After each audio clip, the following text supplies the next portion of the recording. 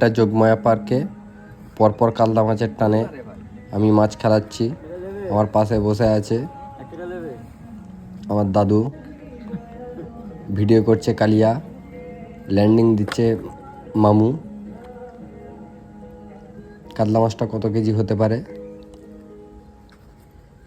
এই ভিডিও শেষে আজকে আমাদের কতটা মাছ ধরলাম সেটা দেখানো হয়েছে।